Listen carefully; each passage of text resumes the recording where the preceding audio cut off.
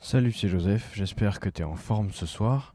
Moi je vais pas parler très fort ce soir mais je suis en pleine forme parce que je me balade dans les rues d'une petite ville et j'aimerais pas réveiller un peu le voisinage et rien que le fait de parler fort ça va s'entendre. Bon bref, j'aimerais qu'on parle du temps qui passe, du rapport au temps et du fait que le temps passe ou pas d'ailleurs. Est-ce que le temps passe ou est-ce qu'il ne passe pas?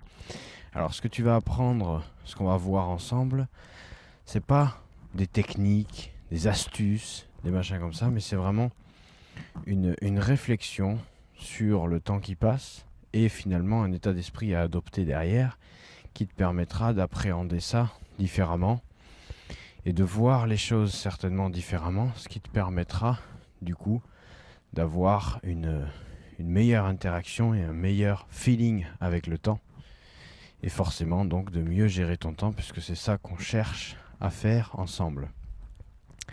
Alors, le temps passe. Est-ce que le temps passe? Alors, je vais pas te refaire les analyses des grands scientifiques qui ont fait ça très mieux que moi avant et qui m'ont pas attendu pour faire des très bonnes analyses que tu trouveras facilement sur YouTube par exemple, des trucs comme ça. Je pense notamment à Étienne Klein.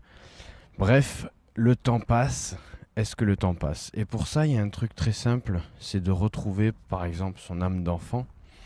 Retrouver son âme d'enfant et essayer d'imaginer, par exemple, quand tu regardes par la fenêtre d'une voiture. Quand tu es adulte maintenant, tu le sais, on va dire, tu le sais, donc c'est un petit peu, tu as une interprétation de ce truc-là. Mais quand tu regardes par la fenêtre d'un enfant, d'une voiture, avec tes yeux d'enfant de quelques années, ben finalement, tu vois que le paysage défile par la fenêtre et tu vois pas que la voiture se déplace. Tu vois que c'est l'extérieur qui se déplace. Donc finalement, est-ce que c'est le temps qui passe ou est-ce que c'est toi qui passes dans le temps?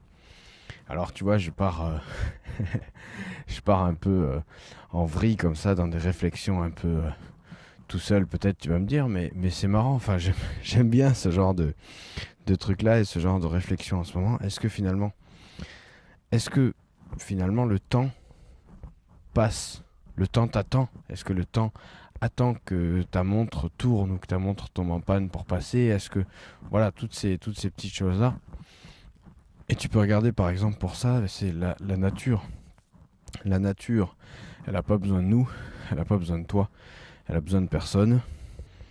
Elle a besoin de personne ni pour se régénérer, ni pour se créer, ni pour se renouveler. Tout ça c'est une question de cycle. Et du coup, dans le temps qui passe, il y a une partie de l'analyse qui va dans ce coin-là, c'est le temps est cyclique. Oui, bien sûr, le temps se renouvelle, mais alors linéaire ou cyclique, etc. Mais surtout, le temps, pour moi en tout cas, le temps ne passe pas. Le temps, c'est un concept humain, on en a parlé ces derniers jours, c'est la seule chose qui sert finalement à relier le point du point A au point B. Et j'essaye de regarder un petit peu, d'observer un petit peu ma vie en ce moment et si tu regardes que dans ce sens-là, ça va t'effrayer parce que tu remarques que 20 ans, 20 années, ça passe comme un éclair. Tu les vois même pas passer. 20 années, tu les vois même pas passer. Alors, moi, ce que je propose, ce que je prône et ce que je pratique, de plus en plus, je suis pas encore tout à fait à fond. Alors, je suis un peu essoufflé là parce que je monte un escalier, tu vois, c'est pour avoir une belle vue. Et du coup, ce que je prône, ce que je propose, et j'en parle assez régulièrement dans le programme Saute dans cette eau glacée. Si tu es intéressé par ça, tu trouveras tout ce qu'il faut en bas de cette page ou dans la description. Eh bien, tout simplement, c'est de ramener tout ça à une journée. De ne plus avoir qu'une seule journée en tête, que la prochaine journée que tu as devant toi, si tu écoutes ça le matin, ou la prochaine journée, si tu écoutes ça le soir, et que tu comptes bien sûr te réveiller demain matin. Tranquillement. Ramener tout ça à une journée. Essayez d'imaginer comme le poisson dans le bocal. Tout simplement, essayez de réfléchir comme cette journée-là qui s'apprête à passer. En plus, une journée, c'est palpable. Une journée, tu peux le toucher vraiment. Une journée, tu peux l'approcher. Et ça, c'est vraiment intéressant et fascinant. Alors que si on te dit dans 10 ans, dans 5 ans, si on te dit achète une maison, tu la payes pendant 25 ans, enfin tu vois, c'est inatteignable, intouchable, t'en sais rien. T'as aucune idée de ce que c'est 20 ans. Quand tu regardes en arrière 20 ans, tu t'aperçois que ça passe extrêmement vite. Mais quand tu regardes en avant, tu sais pas, tu t'arrives pas à imaginer. On essaye de faire travailler notre imagination, mais elle fonctionne pas assez bien pour savoir exactement, d'une part. Et d'autre part, je suis désolé, je suis obligé de te le rappeler quand même, mais dans ces 20 années-là que tu projettes dans l'avenir, peut-être que tu pourras pas en profiter des 20 entièrement. Donc ça, c'est ta façon de vivre, mais pas seulement. Quelque chose qui peut te tomber sur le coin de la gueule sans que ce soit prévu. Et tout remettre en question, malheureusement. Donc, planifier à long terme, ça peut être bien, ça peut être une bonne idée. Bien sûr, avoir des plans de vie, avoir des prévisions et des objectifs, bien sûr, je ne suis pas en train de te dire que c'est pas bien. Bien sûr que c'est bien, bien sûr que c'est une partie de la solution. Mais à partir de ce plan, de ce guide, de cette route finalement, c'est de se rappeler que c'est chaque journée qui compte et chaque journée qui doit être vécue comme la meilleure, chaque journée qui doit être vécue comme la dernière. Si tu attendre le bon moment, attendre la retraite. Alors, je discutais l'autre jour avec un voisin là par chez moi qui est en train de tailler ça et bon bref, déjà le temps qu'on perd à entretenir son jardin c'est une aberration, mais bon si ça peut être un loisir, une détente, lui en tout cas ça avait l'air de le gonfler plutôt qu'autre chose, ça avait l'air de saouler de tailler ça et.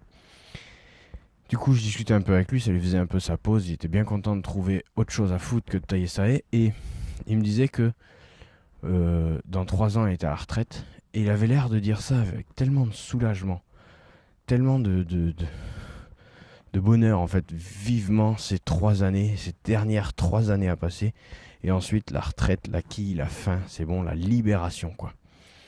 Et c'est tellement dommage parce qu'il en sait rien, peut-être que pendant ces 3 années il pourra même pas finir, peut-être que c'est pile quand il sera à la retraite. Alors j'avais un ancien collègue aussi malheureusement, il était à 1 ou 2 années lui de la retraite et voilà il est parti avant, il est parti trop tôt. Il est parti, alors trop tôt, trop tard, on n'en sait rien, mais il est parti en tout cas avant d'avoir pu profiter de toutes ces années de dur labeur de sa retraite. Donc finalement, il ne faut pas attendre la retraite. Travailler, c'est bien, mais travailler pour avoir une retraite. Alors déjà, de notre génération-là, à nous, alors je sais pas quel âge tu as toi exactement, moi j'ai 35 ans là, au moment où j'enregistre ça, la retraite pour nous, c'est mort quoi. Nous, on n'aura pas clairement pas de retraite, ça c'est sûr. Donc tu vois, il faut vraiment qu'on en profite tout de suite parce que si tu veux attendre la retraite, c'est foutu quoi. Il n'y aura pas ça, c'est sûr. Bon bref, pourquoi on en était arrivé là? Parce que le temps ne passe pas, le temps passe, je te laisse libre de choisir ta version. En tout cas, moi ce que je te dis, c'est oublie le temps qui passe, qui ne passe pas, etc.